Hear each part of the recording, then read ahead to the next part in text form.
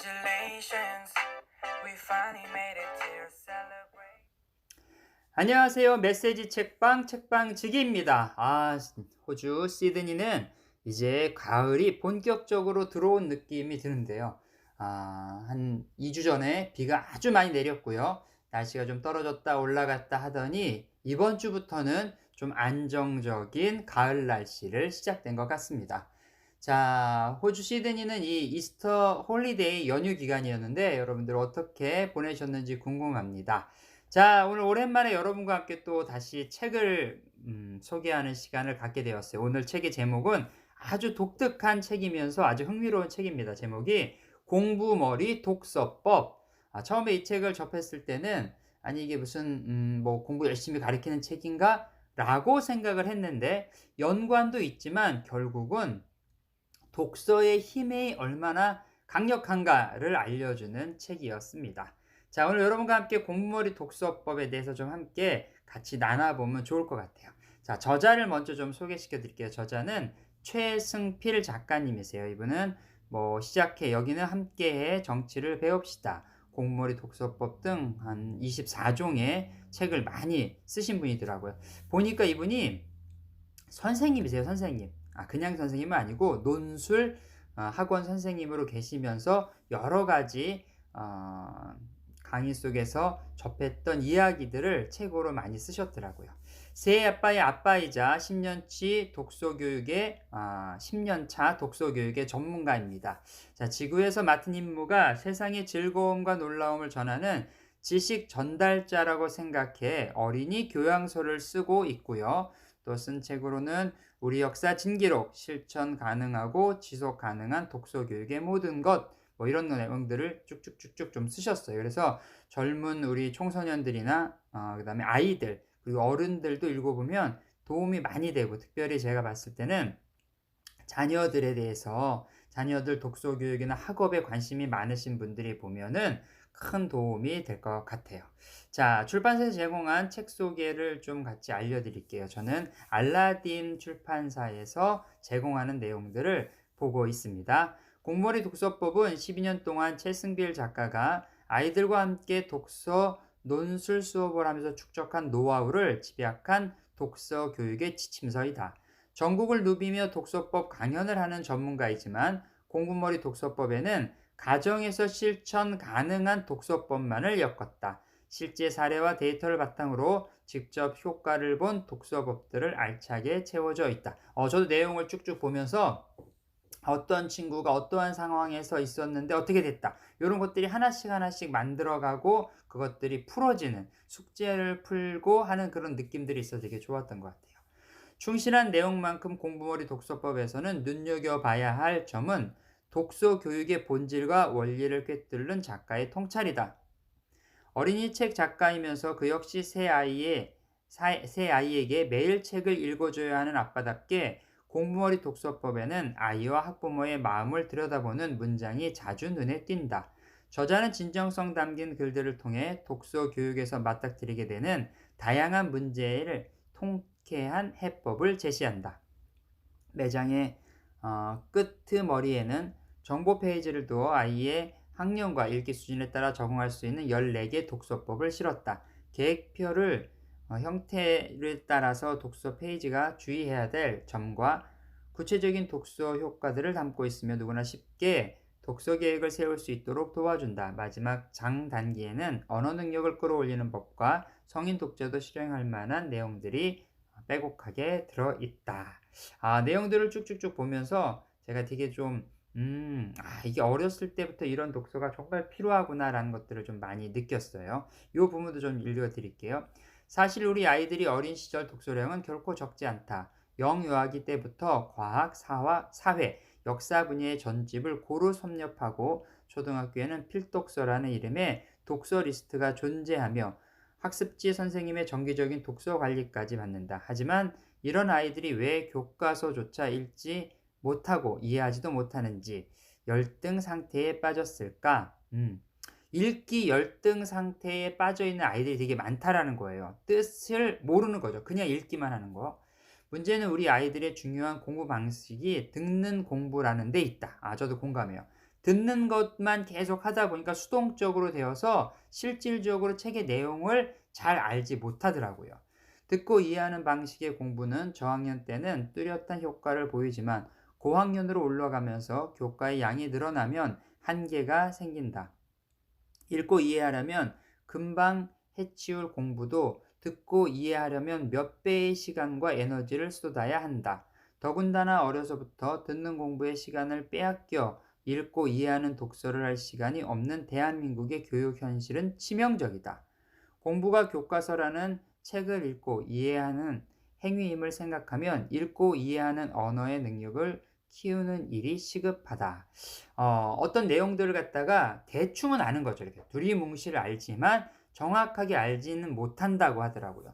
특별히 한국에서 만드는 교과서들은 대부분이 교과서를 순서대로 그냥 다 꼬박꼬박 또박또박 그리고 집중해서 읽기만 하면 내용들을 다 이해할 수 있는데 똑같은 시간에 똑같이 읽어도 아이들이 내용이 머릿속에 하나도 남는 게 없다라는 거예요. 요즘 친구들이. 그래서 이제 그것들을 위해서 어렸을 때부터 독서 교육이 얼마나 중요한가를 얘기를 하고 있어요. 자, 언어 능력이 낮은 아이들에게 공독쌤이 내린 처방은 푹 빠져서 읽게 되는 이야기책이었다. 공부 독서쌤을 공독쌤이라고 하는 거예요. 얼핏 생각하면 교과 연계 도서나 지식을 전달하는 책이 공부에 도움이 될 것 같지만 실제로는 재미있는 이야기책 독서를 했을 때 성적 상승 효과가 가장 좋았다. 성적이 올라가는 효과가 좋았다는 거죠. 지식 독서는 독서 효과가 좋은 책이지만 대부분의 아이들이 지식 독서를 읽어낼 수 없을 정도로 언어 능력이 낮았기 때문이다. 이야기 책과 지식 도서로 분류를 하는데 대부분 아이들이 지식 도서를 읽을 만큼 준비가 안 됐다는 거예요. 재미있게 책을 읽는 동안 아이들의 머릿속에는 주요 장면과 줄거리, 인물들의 관계 같은 정보들이 집처럼 구축된다. 연령대에 맞는 이야기책을 읽고 머릿속에 집을 지을 수 있는 아이는 교과서를 읽을 때도 내용을 이해하고 자기 방식대로 개념화하는 것이 가능하다. 아이들에게 그냥 무조건 야 이거 읽어봐라 이렇게 얘기하는 것보다 아이들이 좋아하는 어떤 분야의 책을 아이들이 꾸준히 읽기 스스로 그렇게 읽기를 계속 하다 보면 자연스럽게 아이들이 나중에 커서는 지식 독서 조금 더 전문적이고 한 책들까지 읽을 수 있을 만큼의 단계에 오른다라고 이 책은 소개를 하고 있습니다. 자, 그러면 이 책의 좀 이제 목차를 좀 읽어드릴게요. 이게 작은 소제목으로 되게 많이 구성이 되어 있는데 그래도 이걸 한번 쭉 읽어드리면 여러분들이 이 책이 이렇게 구성되어 있구나 하고 어느 정도는 아실 것 같아요. 1부 초보 독서가를 위한 공부머리 독서법 1. 초등우등생 90%는 왜 몰락하는가? 공등탑도 무너진다. 왜 중학생이 되면 성적이 떨어질까? 교과서가 어려워요. 문제는 듣는 공부. 여기 보니까 첫 번째 요 초등우등생 90%가 중학교 가면 성적이 훅 떨어진대요. 그러면 이제 부모님들이 걱정하는 거죠. 어머, 우리 애가 공부량이 적어서 그런가 봐요. 그게 아니라 어렸을 때부터, 그러니까 초등학교는 그냥 얼핏 들어도 진행이 쭉쭉 되는 거라는 거예요. 성적이 나온다는 거죠. 그런데 이제 하이스쿨 올라가서부터는 그렇게 안 된다는 거예요. 스스로 길어진 어떠한 지식들이 또 스스로 읽고 해석할 능력이 있어야 성적들이 점점 더 오를 수 있는데 그렇지 못한다는 거죠. 이 언어 능력이 성적을 결정한다. 어느 날 갑자기 성적이 오른다. 기초가 약하면 정말 뒤처질까? 공부머리 좋은 아이들의 공통점. 자, 이 부분에서는 저런 얘기를 하더라고요. 뭐냐면 아이들이 처음에는 성적이 안 오르는 것 같은데 책을 열심히 보는 아이들, 걔네들이 결과적으로 뭐 한국 같은 경우는 이제 수능을 준비한다니까 그렇게 점점 가면 갈수록 성적이 오른다는 거예요. 그래서 초반에는 책만 읽고 애들이 다른 공부를 안 해도 괜찮다는 거예요. 학교 숙제나 이런 것들 뭐 기본 해야 되겠지만 학원에서 막 하고 하는 것보다는 책을 많이 읽혀라. 그러면 천천히 성적이 오른다. 근데 사실 저희 둘째도 좀 이렇게 영향을 받는 것 같아요. 이 책을 보면서 저희 둘째가 이게 좀 비슷하다. 좀 그러니까 성적이 어렸을 때는 뭐 그다지였는데 천천히 책을 좀 계속 읽혔더니 어느 순간부터 조금씩 뭔가 좀 달라지는 것이 좀 느껴지더라고요. 3. 이야기책은 어떻게 성적을 올리는가? 독서 교육의 핵심은 지식이 아닌 재미이다. 재미있는 책을 읽어라. 2주에 한 권만 읽어도 충분하다. 이야기책과 수능 점수의 상관관계. 이야기책이 수학 성적도 올린다고요? 책을 좋아하는데 공부를 못해요. 괜찮다는 거예요. 이야기책을 많이 읽으면 나중에 해석 능력이 뛰어나서 수학 성적도 오르게 된다는 얘기고요. 4. 이야기책도 싫다는 우리 아이 어떻게 할까요? 정말 어휘력이 약해서 못 읽는 걸까? 이야기책 못 읽는 아이는 교과서도 이해 못한다. 초등 저학년 읽기 능력 진단법 2분의 1 독서에 답을 한다. 그러니까 아이들이 어떤 나이에는 어떤 책을 읽어야 돼 하는데 만약에 그것이 안 되면 조금 낮은, 우리도 그렇잖아요. 영어 공부할 때 어른도 영어를 시작하게 되면은 뭐 초등학교 교재를 갖다가 보면서 하는 것처럼 아이들도 학교 공부와 독서의 어떤 능력이 조금 다를 수 있기 때문에 그럴 때는 좀 쉬운 책부터 공부를 해주라는 얘기죠. 5. 책과 담쌓은 초등 고학년과 청소년 돌파구를 찾아라. 책 속에서 길을 잃은 아이들 4개월 만에 전교 꼴찌를 탈출한 비법. 반복 독서는 힘이 세다. 언어 능력 평가로 동기부여하기. 좋은 책을 골라서 그 책을 반복적으로 읽고 책의 내용들을 같이 토론하는 것도 상당히 좋은 교육 방법이라고 하더라고요. 6. 독서형 인재가 되는 첫걸음. 교육 선진국이 꿈꾸는 인재. 조기 교육이 불법된 핀란드. 우리 아이의 뇌는 괜찮을까? 마음을 헤아리는 15분. 제가 이 챕터 보면서 되게 감동적이면서 놀랐는데 핀란드나 독일 같은 경우는 조기 교육을 하고 들어오면 예를 들어서 자기 나라의 영어는 알파벳이겠고 자기 나라의 기본적인 한국이면 한글이 가나다라 이렇게 되겠죠. 그것들을 미리 다 배우고 초등학교 들어오면 안 된다 그러더라고요. 그럼 아이들이 불이익을 당할 수 있다. 이게 무슨 얘기냐면 아이들이 학교가 재미없는 거예요. 교육이. 그래서 그냥 무조건 많이 놀고 학교에 들어와서 그때부터 알파벳을 배울 수 있도록 교육을 만들었다는 거죠. 저희는 그러잖아요. 애들 보면 3살, 4살에 한글을 띄웠어. 알파벳 다 해보면 천재인데 그렇게 해도 소용이 없다는 거예요. 왜냐하면 뇌가 받아들일 수 있는 한계가 있기 때문에 우리 아이의 뇌는 괜찮을까? 사실은 이게 이 뇌의 주름이 많으면 많을수록 지식의 축적이 많다고 하잖아요. 근데 아이들이 그것이 되어지지 않은 상태에서 억지로 막 주름을 만들듯이 그런 어떤 지식들을 부어 넣는다는 거죠. 그렇게 되면 아이들이 나중에 가서는 번아웃 증후군이 온다는 내용. 저는 요 6번째가 되게 인생에 깊었어요. 자, 7. 무엇이 우리 아이의 읽기 독립을 가로막는가? 가장 흔한 독서 지도 실패 사례. 숙제 같은 전집 호기심 없는 학습 만화. 읽기 독립 1단계. 쉬운 책 많이 읽기. 자, 저도 어렸을 때 어머니께서 그냥 이렇게 전집 쫙 사다 놓으셨는데 저도 이제 예전에는 책을 정말 싫어했거든요. 근데 나이가 들면서 정신을 좀 차리고 나니까 책만한 게 없더라고요. 근데 그때도 그 전집을 하나도 제대로 읽은 게 없어요. 정말 다 어디 갔는지 기억도 안 나네. 그리고 또 이제 학습 만화 같은 거 막 좋다고 얘기를 해가지고 막 갖다 놓는데 만화가 나쁘다는 건 아니지만 그냥 지식 전달을 위해서 억지로 막 아이들에게 전집으로 읽히는 거는 별로 효과가 없다라는 얘기고요. 8. 툭하면 바뀌는 입시제도 흔들리지 않는 대처법. 공부로부터 도망치고픈 고등학교 1학년 성적이 떨어지는 아이들의 3가지 유형, 내신 성적과 수능 점수 왜 연동되지 않을까? 학생부 종합 전형의 정체, 입지를 가장 효과적으로 돌파하는 방법. 호주에 사시는 분들하고는 조금 상관이 없을 수도 있지만 그래도 호주에도 디베이팅이라 그래가지고 서로 이렇게 의견들을 갖다 나누고 이런 것들 여러 가지가 제 생각에는 이 책과 되게 연관성이 있을 것 같아요. 2부 숙련된 독서가로 가는 공부머리 독서법 약간 한 단계 올라갔어요. 1. 지식은 외우는 것이 아니라 깨닫는 것이다. 모든 것에 왜라고 물을 수 있는 능력. 플란다스의 개에서 코스모스로. 이 작가분이 처음에 플란다스 개라는 아주 작은, 여러분 아시죠? 랄랄라 랄랄라 랄라랄랄랄라랄라 죄송합니다. 옛날 분들은 아실 텐데 이 플란다스의 개 파트라슈인가? 죄송해요.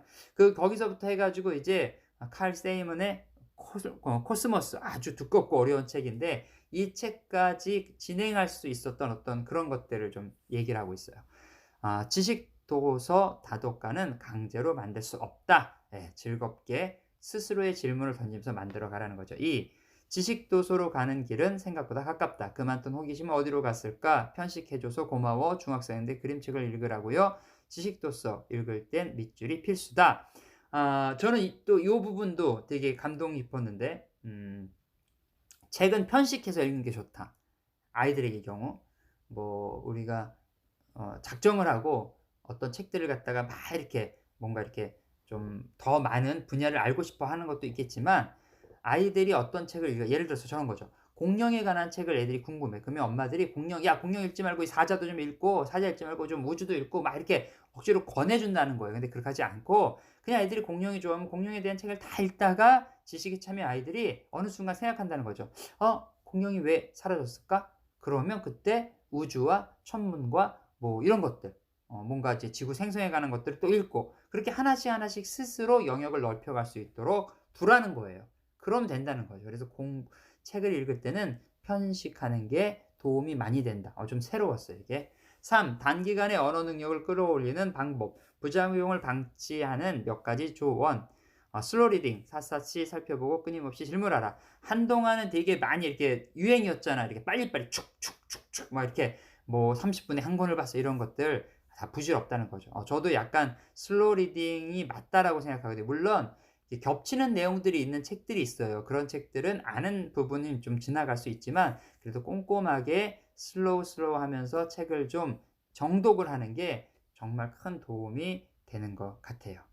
자, 요 정도로 또 뒤에 부분에 보면은 이제 뭐 단기적으로 언어 능력을 끌어올리는 방법 해 가지고 여러 가지 이제 또 이렇게 제안들이 좀 있는데 그런 건 여러분들 한번 또 나중에 책을 한번 보시면 좋을 것 같고요. 책에 있는 문장을 조금 소개시켜 드리도록 하겠습니다.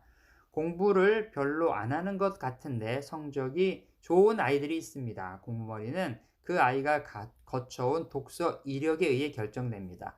두껍고 난해한 세계 명작을 읽고 이해할 수 있는 아이에게 교과서는 한 번 읽으면 간단하게 이해되는 쉬운 책에 불과하지요. 결국 공부를 잘하기 위해서는 지식을 머릿속에 우겨 넣는 독서가 아니라 지식을 습득하는 능력, 즉 글을 읽고 이해하는 언어 능력을 키우는 독서를 해야 합니다. 100% 공감. 100% 공감. 우겨 넣어서는 안 되고요. 스스로 하는 거죠. 자, 페이지 93페이지에 있는 내용을 좀 읽어드릴게요. 이 일기책 독서는 다른 사람의 삶을 살아보는 것과 같습니다. 나와 전혀 다른 시공간, 전혀 다른 상황에 처한 사람에게 감정이입을 한 채 그 사람이 겪는 사건을 함께 겪어보는 것이니까요. 그 자체가 타인을 이해하는 행위입니다. 공부의 문제를 넘어 사람을 이해하는 능력이 살아가는데 얼마나 중요한지 굳이 말씀드릴 필요가 없을 겁니다. 성공적인 학교 생활과 사회생활의 기본은 인간관계이니까요. 아참, 가정생활마저도 그러네요. 자, 이야기책 너무 중요하다는 거예요. 아이들이 어떤 이제 이야기, 소설 같은 거 보면 아니 넌 이런 걸 봐. 영어, 수학 공부를 해야지. 여러분 그렇게 얘기하지 마시라는 거예요. 이야기책을 읽어야 사람을 이해하는 능력이 생겨요. 이게 너무너무 중요해요. 사람을 이해하는 능력. 페이지 96페이지 헬스 트레이닝의 바른 자세와 방법이 있듯이 독서에도 바른 자세와 방법이 있습니다. 일단 대원칙은 생각을 많이 할수록 좋은 독서라는 것입니다. 속독이 나쁜 독서법인 이유는 생각할 틈이 없기 때문입니다. 실제로 속독 습관이 있는 아이들은 아무리 책을 많이 읽어도 언어 능력 평가 점수가 오르지 않습니다. 정말 놀라울 정도로 끔찍합니다. 그렇죠, 여러분. 책은 읽으면서 생각을 해서 정리를 할 시간이 필요한 거예요. 절대로 속독은 옳지 않습니다. 자, 97페이지에 있는 내용도 읽어드릴게요.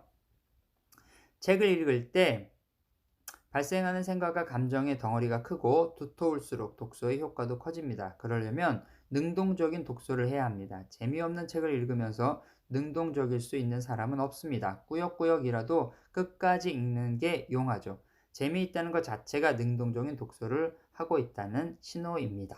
사람마다 자기가 좋아하는 분야가 있잖아요. 그 좋아하는 분야, 아이들도 그렇거든요. 아이들이 좋아하는 분야의 책이 있다면 그 책을 아이들이 계속 읽도록 부모들이 해야 될 가장 중요한 건 뭐냐면 용납해 주는 거예요. 두는 거. 자꾸 이래라 저래라 하지 말고. 자, 마지막으로 176페이지에 있는 내용을 한번 읽어드릴게요. 우리나라의 독서 지도 실패 사례는 대부분 유사한 경향성을 보입니다. 첫째, 학년이 올라갈수록 독서량이 급감합니다. 미취학 때 독서를 시작해 초등 저학년 때 가장 많이 읽고 초등 고학년이 되면 바닥을 칩니다. 청소년이 되면 독서량은 없어지다시피 합니다.